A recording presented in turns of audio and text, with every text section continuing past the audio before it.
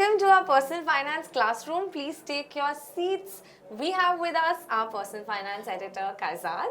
And we have with us Raksha Biani also, who's our social media editor. Now, if you're a millennial who is looking to learn the tips and tricks of basic investment, then you have hit play on the right button because we're going to talk about just that. And in this episode, Kaizad, we're specifically talking about young girls and women, Correct. right? That's correct. Now, if you're a guy, don't switch off already. You can watch this educational video, share it with your cousins, your friends, your sisters, etc. Now, I am your target audience, Yes, Kaizad, Raksha. especially in this video. So you've got me completely hooked. So I'm going to dive right in. Okay. My first question would be for our 18 to 20-year-old friends who are, probably just graduating. Now, these Generation Y and Generation Z girls, they want to live their life to their fullest. They don't want to think about saving. They don't want to curtail their expenses. But they should, right? They They're should. graduating. They'll be coming, probably getting jobs. They'll get their first paychecks. We don't know, the moment you say saving, it's just like very boring. Yeah, they don't it's want not to an savings, they interesting want to idea. think about even the retirement. Absolutely. They're just young. They're starting out. But the thing is that at least you need to save, you need to start saving, you need to start putting away some money aside. Right. Okay, so forget about long-term goals, forget about retirement for the time being. Okay, you want to enjoy life, you can do that for the first 2, 3, 4 years also. But at least start putting away some money aside, start putting away at least 500 rupees, or sorry, at least 1,000 rupees, Right. at least 2,000 rupees. So start putting away some money. Okay.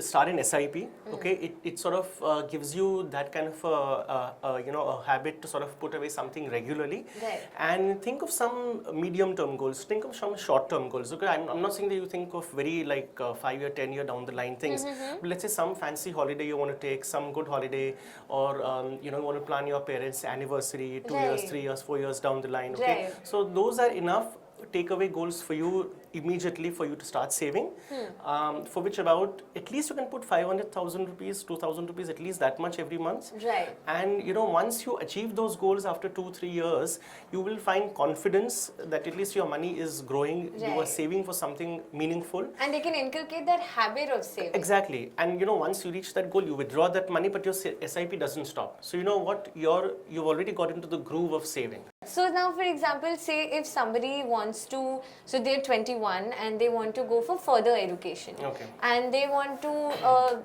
not depend on their parents for that. So what is your advice for them? How do they manage their finances if they want to pursue further education? If it is, if it is a very technical education like medicine or engineering, for which you can't afford to take a break in the middle, then of course, you continue, and you would hope that maybe your parents would have saved some money for that, or even if that is not possible, then at least you can take an education loan and you can continue. Right. Okay. But the thing is that if you can afford to take a break in the middle, why not take a break, get working, you get a job, okay, start your SIP, do your SIPs for at least 2, 3, 4 years or so, accumulate some money, and then after that, you can withdraw that money and use that as your education fund. Right. In the interim, you can also take some kind of loans by the time you're ready for your postgraduate education. And so that's how you can use that break, you can use that work experience, you can use that job and your salary in the interim to sort of fund your future education. Right. One thing is a strict no, please do not dip into your parents' retirement funds. Okay, Right. that's a strict no-no.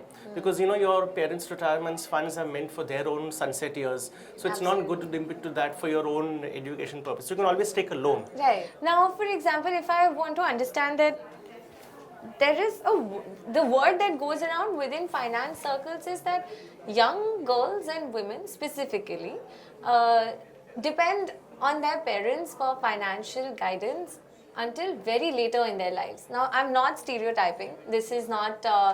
This entire purpose of this video is to encourage women to break out of their shell and actually Absolutely. take stock of their own finances. So I'm not stereotyping, but what do you have to say to growing up girls and women when it comes to assuming the mantle from their parents. There is no easy way of doing it, but you have to do it. But the thing is that you have to bring up this conversation, and it's not that anybody is against you handling your own money. The hesitation comes from within us. Okay, so we have to overcome that hesitation and sort of take charge of our money management, whether you are a man or a woman. Right. Especially in the cases of women, the hesitation is more, as you rightly said, because traditionally, finance in a household has been a man's bastion, but that need not be the case. Absolutely, That and need it not be needs the to case. change. It needs to change. Yeah. And so have a conversation with your parents that, whatever you've been doing, continue to do, but at least show me what you have done. I want to know where the money is invested. Right. Start investing incremental money on your own, and you can basically let your parents continue to manage the money that they've been managing of yours. Right. And just be aware of what your assets are, just be aware of what your finances are, just be aware of what your investments are. That's the best way to get started. Okay, perfect. That sounds great.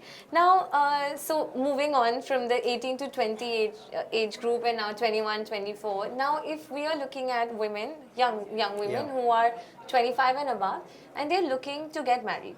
Okay. So this is the new age, strong, independent, Okay. financially independent, earning woman. So what do you suggest are two questions I have. Okay. Like, how should they deal with their finances, these women? Okay. How should they deal with their finances? And before marriage, what kind of conversations should they have with their fiancé regarding, their responsibilities of how the monthly expenditures are going to pan out for them, or how should she enter the marriage, should she have a corpus before getting married for emergency and stuff like that? So definitely, when you are entering into a marriage, try and I'm assuming that your SIPs would have been going on until then.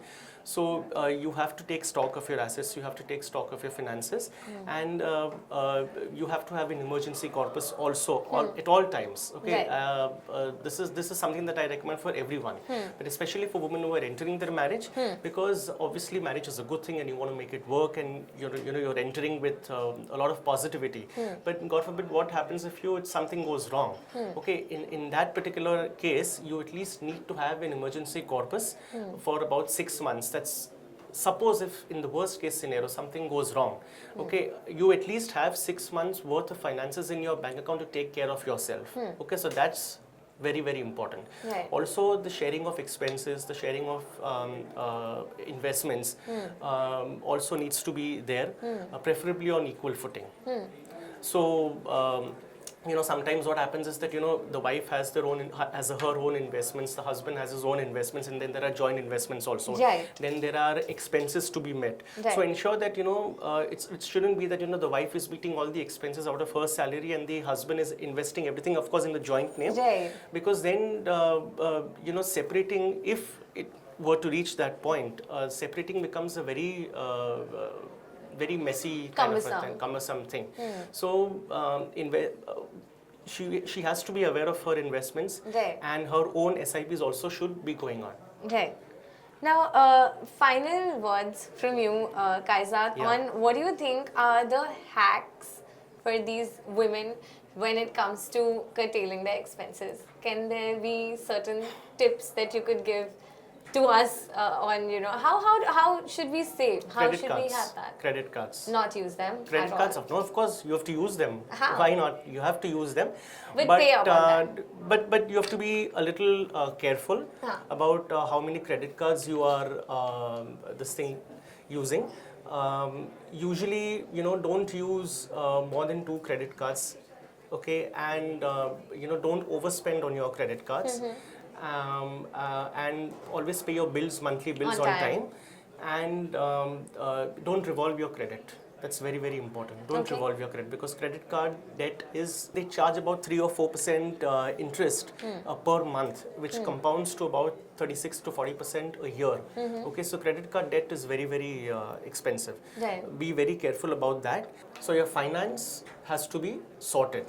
if you have any questions related to personal finance, or if you have any feedback to give to us regarding this video, then you can write to us in the comment section. And lots of our young female audience will be taking inspiration from our video.